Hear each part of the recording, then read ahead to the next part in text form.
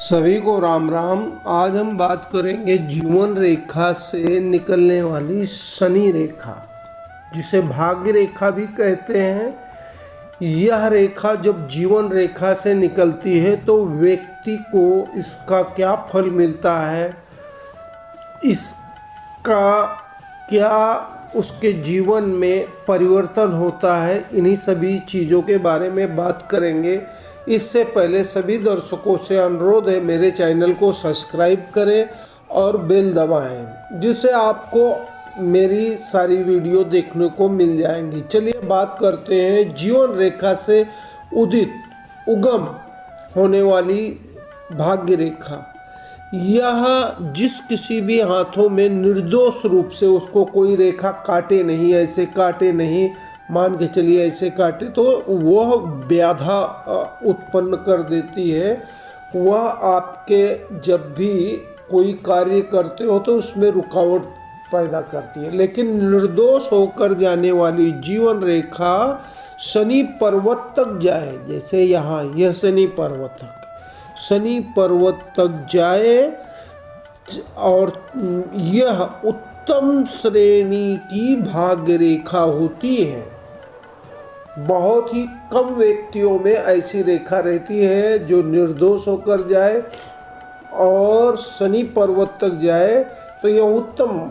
ऐसे जिन किसी भी हाथों में यह रेखा होती है, या मान के चलिए ऐसे व्यक्ति सरकारी जॉब में हो या प्राइवेट जॉब में उच्च पद पर रहते हैं, उनके हाथ के नीचे 4 आदमी हो या 40 आदमी हो या 100 आदमी हो, ऐसे लोगों का नेतृत्व करते हैं। हाँ, लेकिन निर्दोष, इसमें कोई खामियां ना हो। मान के चलिए यहाँ याव बन गया इसी भाग्य रेखा पर, ऐसे तो रुकावट पैदा करती है, वह आपके नसीब के बीच में आ जाती है।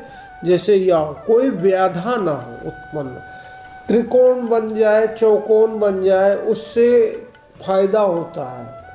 लेकिन जो अशुभ चिन्ह है, अगर भाग्य रेखा में अशुभ चिन्ह का निर्माण हो जाए तो वह व्याधा बन जाती है।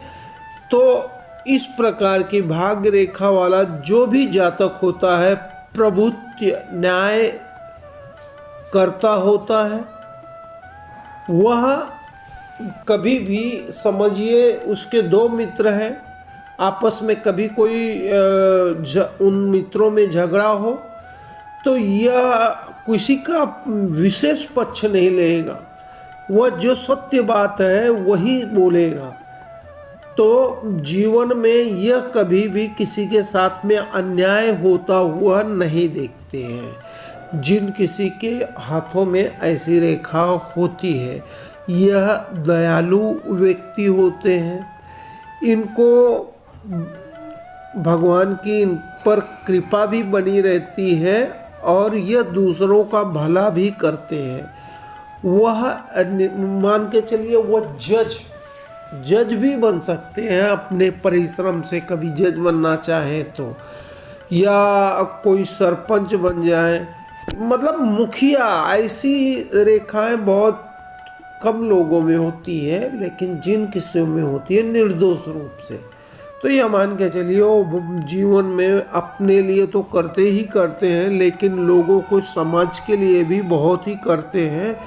वह उसके द्वारा सदा समाज में न्याय और सत्य का स्थापन होता है, न्याय का स्थापन होता है, सत्य का स्थापित होता है।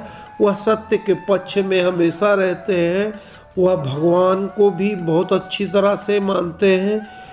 और वह अगर समझिए ज्योतिष क्षेत्र में अगर गए, वो ज्योतिष के मार्ग से गए, गुरु बनना चाहे, तो इस क्षेत्र में भी उनका अलौकिक जीवन रहता है। इसमें भी उनको मानने वाले बहुत अधिक रहते हैं। तंत्र मंत्र भी अगर ये करना चाहे, पढ़ना चाहे, उसका ज्ञान अर्जित करना चाहे, तो यह सब भी कर सकते हैं। तो और इसी में से एक शाखा बृहस्पति पर्वत, गुरु पर्वत तक जाए तो यह मान के चलिए आध्यात्मिक क्षेत्र में सबसे बहुत बड़े गुरु उच्च पद पर यह लोग, जैसे आज के दिन ऐसी रेखाएं जैसे बागेश्वर धाम के महाराज धीरेन्द्र कृष्ण शास्त्री हैं, जैसे रामदेव बाबा हैं, ऐसे बड़े बड़े महात्माओं के हाथ में ऐसे संयोग बन सकते हैं। जैसे यह रेखा है भाग्य रेखा, और यह यहाँ से निकलकर गुरु पर्वत तक कोई रेखा उसमें से निकल कर जाए, तो ऐसे बड़े महात्मा होते हैं। तो यह मान के चलिए यह जिस किसी के हाथों में होगा वह दूसरों का भी भला करेगा, उनको भी ईश्वर की तरफ से कोई चीज़ की कमी नहीं होगी, पैसा भरमार होगा, बस निर्दोष रेखा हो। इससे निकलने वाली मान के चलिए कोई रेखा ऊपर की तरफ जगह जगह पर बाल नुमा जा रही हो, तो यह उन्नति का प्रतीक है। उसको जिस आयु क्षेत्र में यह रेखा निकली है तो उसकी उन्नति होगी। अगर मेरा विश्लेषण अच्छा लगा होगा तो मेरे चैनल को सब्सक्राइब करें और बेल दबाएं।